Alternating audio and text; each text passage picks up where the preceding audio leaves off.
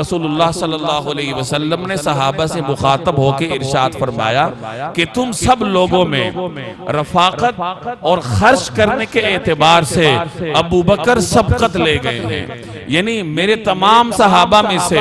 میری سب سے زیادہ مالی اور بدنی خدمت اگر کسی نے کی ہے تو ابو بکر نے کی ہے، کہ ابتدا سے میرے ساتھ ہیں، سفر ہجرت کے ساتھی ہیں، اپنا تمام تر کاروبار رسول اللہ صلی اللہ علیہ وسلم پر قربان کیا۔ حضرت ابو بکر مکہ مکرمہ کے رئیس تاجروں میں سے تھے، اور پھر ایک وہ وقت آیا کہ حضرت ابو بکر رضی اللہ تعالی عنہ کو فاقہ کرنا پڑتا ہے، بدن پر جو لباس ہے اس پر پیوند لگے ہیں، تو ظاہر ہے ایک بڑے کاروبار کا مالک اگر کچھ سالوں میں اس حد تک پہنچتا ہے تو اس کی یہی وجہ تھی کہ جو کچھ تھا مال کی شکل میں وہ سارا رسول اللہ صلی اللہ علیہ وسلم پر قربان کیا۔ اس لیے آپ نے فرمایا کہ تم سب لوگوں میں میری مالی خدمت کے اعتبار سے یا میری صحبت کے اعتبار سے اگر کسی کو فوقیت حاصل ہے تو وہ ابو بکر ہے۔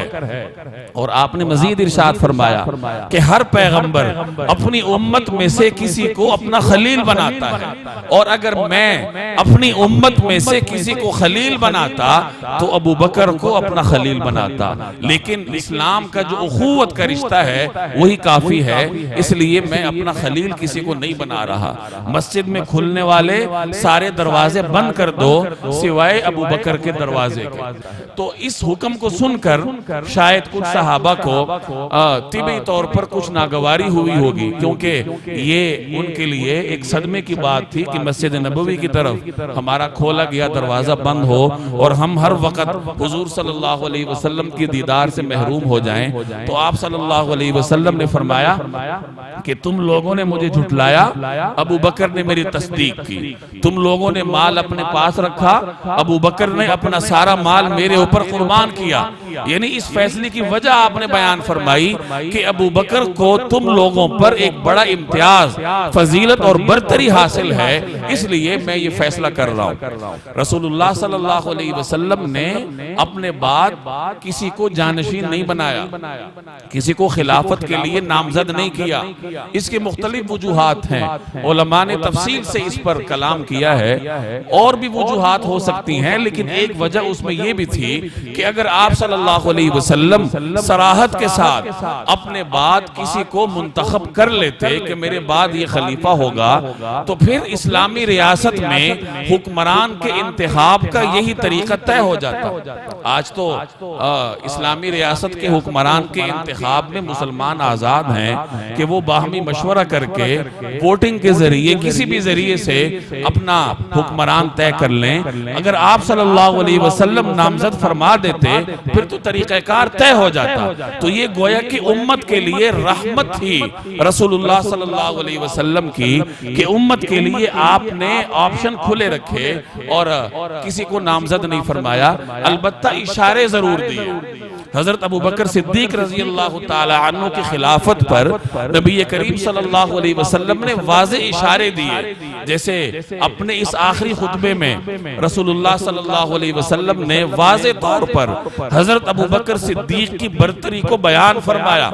اور پھر آگے جا کر جب امامت کے لیے آپ نے انتخاب فرمانا تھا تو اپنا مسلح رسول اللہ صلی اللہ علیہ وسلم نے حضرت ابو بکر صدیق کے حوالے کیا۔ اور جس وقت آپ نے یہ حکم ارشاد فرمایا کہ ابو بکر کو حکم دو کہ نماز پڑھائے، تو حضرت عائشہ رضی اللہ تعالی عنہا نے ایک دو مرتبہ عرض کیا کہ یا رسول اللہ، ابو بکر رقیق القلب ہیں، وہ آپ کی جگہ پر کھڑے ہو کر نماز پڑھانا ان کے لیے مشکل ہو جائے گا، تو آپ کسی اور کو ارشاد فرمائیں۔ لیکن آپ نے فرمایا کہ حضرت ابو بکر کو کہو کہ جا کر نماز پڑھائیں۔ ایک روایت میں آتا ہے کہ جس وقت آپ صلی اللہ علیہ وسلم نے پیغام بھیجا تو پیغام لانے والا اس نے دیکھا صحابہ کے مجمع میں ابو بکر نہیں ہیں، کسی وجہ سے وہ پیچھے رہ گئے ہوں گے، تو انہوں نے حضرت عمر کو آگے کیا۔ جب حضرت عمر کی تکبیر کی آواز نبی کریم صلی اللہ علیہ وسلم نے سنی تو آپ نے فرمایا نہیں، اللہ اور مومنین ابو بکر کے سوا کسی پر راضی نہیں ہیں،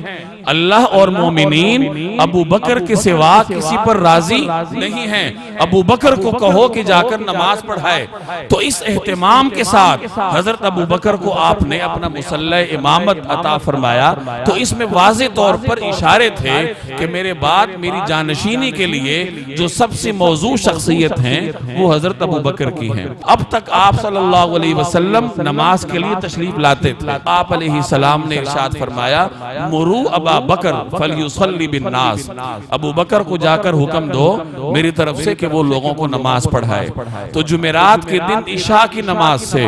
حضرت ابو بکر رضی اللہ تعالی عنہ نے نبی کریم صلی اللہ علیہ وسلم کی نیابت میں صحابہ کرام کو نمازیں پڑھانی شروع کی۔ 17 نمازیں پڑھائیں حضرت ابو بکر نے رسول اللہ صلی اللہ علیہ وسلم کی نیابت میں۔ جمعرات کے دن عشاء کی نماز، جمعے کے دن کی 5 نمازیں، ہفتے کے دن کی 5 نمازیں، اتوار کے دن کی 5 نمازیں، اور فجر کے دن